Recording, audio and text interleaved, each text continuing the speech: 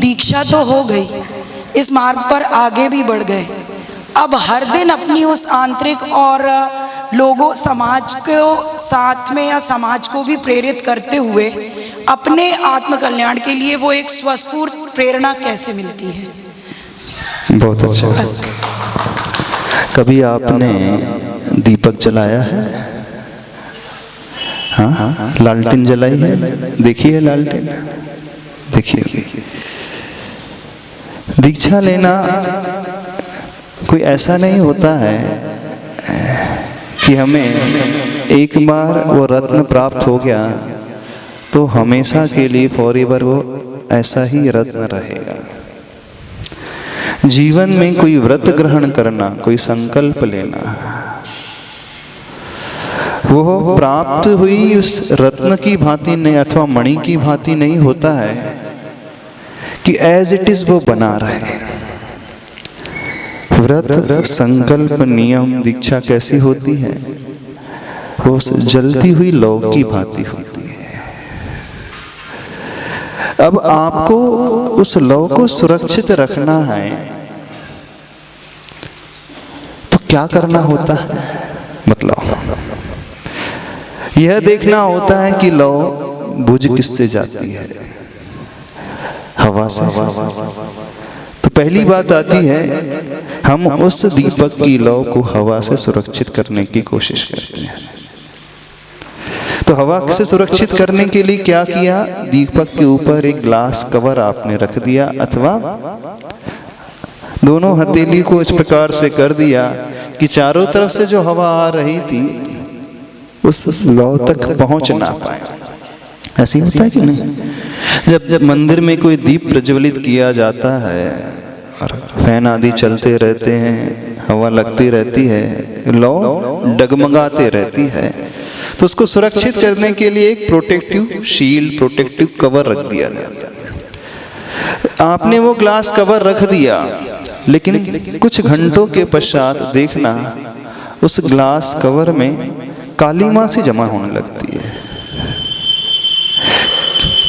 और जिस बाती के माध्यम से वो लौ जल रही थी उस बाती में भी किट्टीमा जैसी कार्बन, जिसे अपन कहते हैं ना साइंस की भाषा में, कार्बन ब्लैक जो है, क्योंकि जब वो जलता है तो कार्बन ब्लैक को छोड़ता चला जाता है। वही काली माँ, किट्टी माँ उस दीपक की बाती में पैदा होने लगती है, और जब किट्टी माँ, काली माँ पैदा होने लगती है तो उसकी लौ जो है डिम होने लगती है।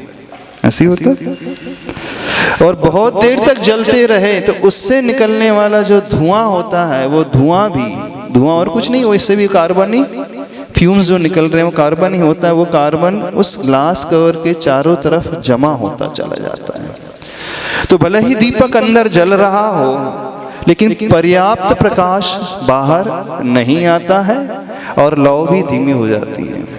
तो क्या करना चाहिए? पर्याप्त प्रकाश मिले और लौ भी प्रॉपर आते रहे। बतलाइए, हम आपसे पूछ रहे हैं। प्रश्न आपने किया, बड़ा अच्छा प्रश्न किया, तो सबके लिए बहुत उपयोगी प्रश्न है।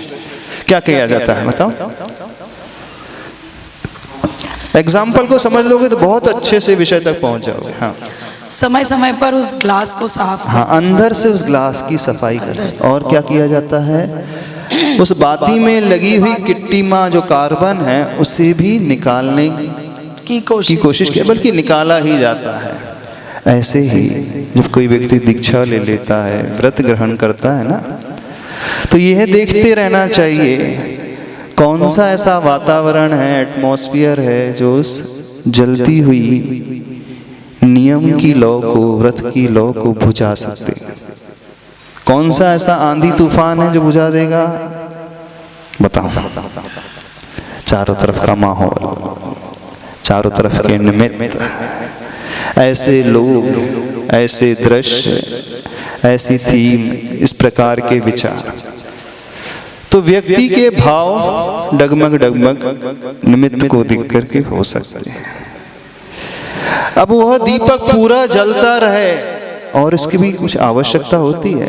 एक बार घी डाल दिया तो ऐसा नहीं हमेशा जलता रहेगा। जब उसमें घी समाप्त होने लगता है तो व्यक्ति देखता रहता है घी कितना बचा है। समाप्त होने लगा तो पुनः उसमें स्नेह को, घी को, तेल को डालता है, उसका फ्यूल उसे मिलता है तो वह पुनः जलने लगता है। सबके साथ क्या होता है, जब प्रारंभिक लौ पैदा होती है तब तो घी उसमें बहुत रहता है, फिर समय के साथ साथ घी कम होने लगता है, नहीं होने लगता, यानी कम होने का अभिप्राय क्या हुआ, वो विशुद्धि थोड़ी घटने से लगती है।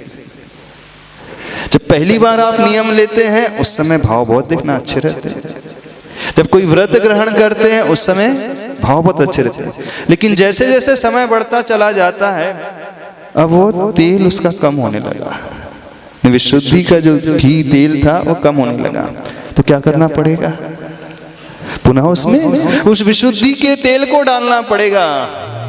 तो वो कैसा रहेगा, उस घटनाक्रम को याद करना जब हमने पहले दिन ऐसा भाव पैदा किया था कि मुझे जीवन में व्रत ग्रहण करना है। क्यों ऐसा भाव पैदा किया था, क्या मेरा उद्देश्य था, आज मैं वैसा उद्देश्य लेकर के चल रहा हूं कि नहीं, तो वो मानना घी थोड़ा थोड़ा डलता चला जाए। तो उस दीक्षा को पालन करने के लिए आचार्य भगवंतों ने 5 व्रतों को पालन करने के लिए आचार्य भगवंतों ने 5 भावनाओं का घी दिया है। अहिंसा व्रत को पालना करने के लिए क्या कौन सी क्रोध, हाँ बताओ, वांग मनोगुप्तिर्या दान आदान निक्षेपण समिति। सत्य व्रत को पालने के लिए क्रोध, लोभ, भीरुत्व, हास्य, प्रत्याख्यान, अनुवीची, भाषणम च पंच। समझ में आ रहा है।